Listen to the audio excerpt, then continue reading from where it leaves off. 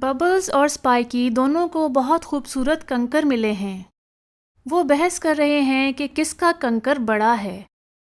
ये मालूम करने के लिए हम उनकी लंबाई यानी लेंथ भी मालूम कर सकते हैं और हुजम यानी वॉल्यूम भी। लेंथ और वॉल्यूम दोनों तबई पैमाइश यानी फ़िज़िकल क्वांटिटीज़ कहलाती हैं। फ़िज़िकल क्वांटिटी की और मिसालें हैं मैस, टाइम, टेम्परेचर वगैरह। तमाम फ़िज़िकल क्वांटिटीज़ किसी नापने वाले आले से नापी जा सकती हैं। मसलन हम दर्जा हरारत को थर्मामीटर से नापते हैं और टाइम को स्टॉप वॉच से। तो बबल्स और स्पाइकी को लड़ने की ज़रूरत नहीं है। हम ये नाप सकते हैं कि किसका कंकर बड़ा है। हम इन कंकरों की लेंथ और वॉल्यूम मालूम कर सकते हैं। पहले हम इनकी लेंथ नापते हैं। लेंथ मालूम करने के लिए जितना ठीक हमें नतीजा चाहिए उसके हिसाब से हम मुख्तलिफ़ आलात इस्तेमाल कर सकते हैं। एक मेजरिंग टेप इस्तेमाल करके हम कुछ मिलीमीटर्स से लेकर कुछ मीटर्स तक की चीज़ नाप सकते हैं। एक मीटर रूल इस्तेमाल करके हम कुछ मिलीमीटर्स और सेंटीमीटर्स में पैमाइश कर सकते हैं। एक वर्नियर कैलिपर की मदद से हम 1 मिलीमीटर और 1 सेंटीमीटर के दरमियान चीज़ों को नाप सकते हैं और एक स्क्रू गेज इस्तेमाल करके हम 1 मिलीमीटर से भी छोटी चीज़ें नाप सकते हैं, जैसे तारें। एक कंकर कुछ सेंटीमीटर लंबा हो सकता है, तो हम 1 मीटर रूल के ज़रिए इसकी लंबाई नापते हैं। हम मीटर रूल को कंकर के साथ रखेंगे और इसके सिफर को कंकर के एक सिरे के साथ सीध में रख लेंगे। मीटर रूल के स्केल में सेंटीमीटर और मिलीमीटर्स होते हैं।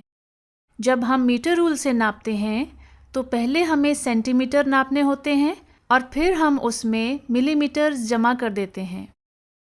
हम देख सकते हैं कि बबल्स का कंकर 2 सेंटीमीटर्स और 7 मिलीमीटर्स लंबा है। इसी तरह हम स्पाइकी का कंकर भी नाप लेंगे। देखिए, बबल्स का कंकर स्पाइकी के कंकर से लंबा है।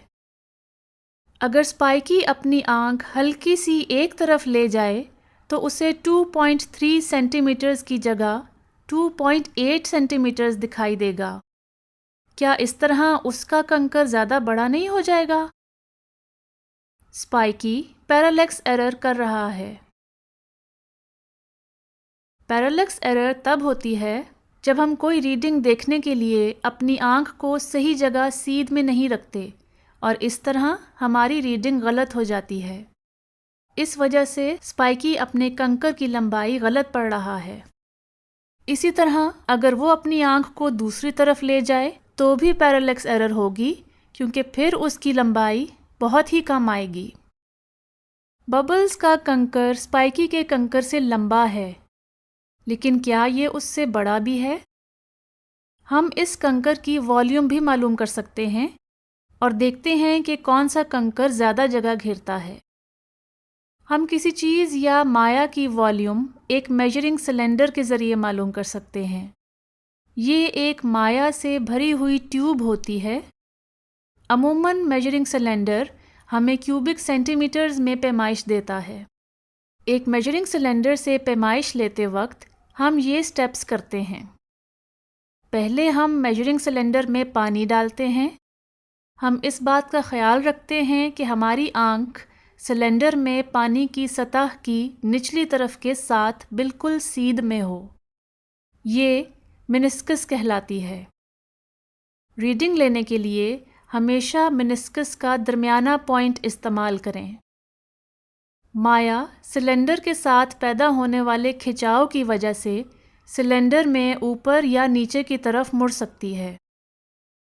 माया की वॉल्यूम को उस जगह से नोट करें जहाँ पे मेनिस्कस का निचला हिस्सा है।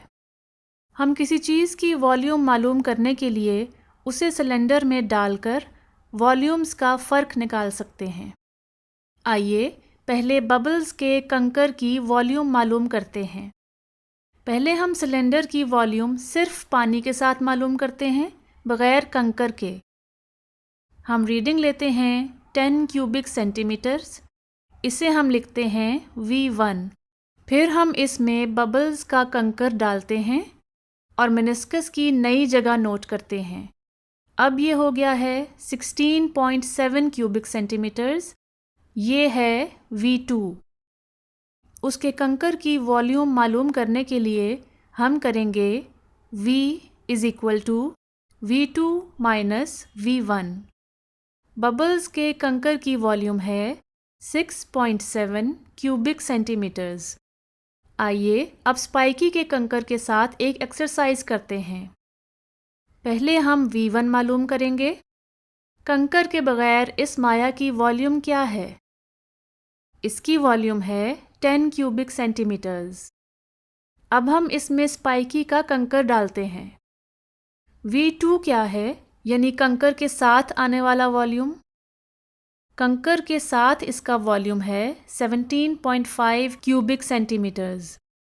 तो स्पाइकी के कंकर का वॉल्यूम क्या हुआ?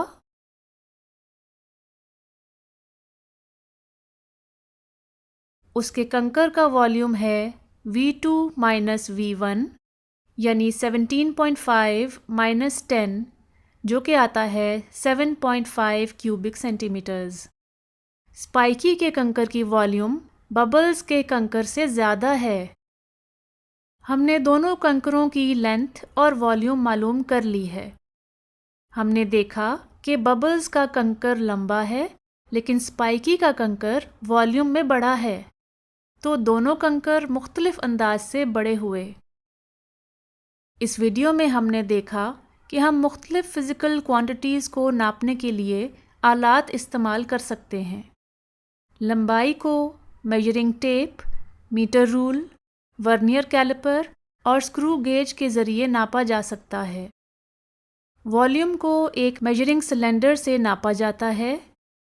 जब हम मेजरिंग सिलेंडर से वॉल्यूम नापते हैं तो हमेशा मेनिस्कस का निचला हिस्सा देखिए।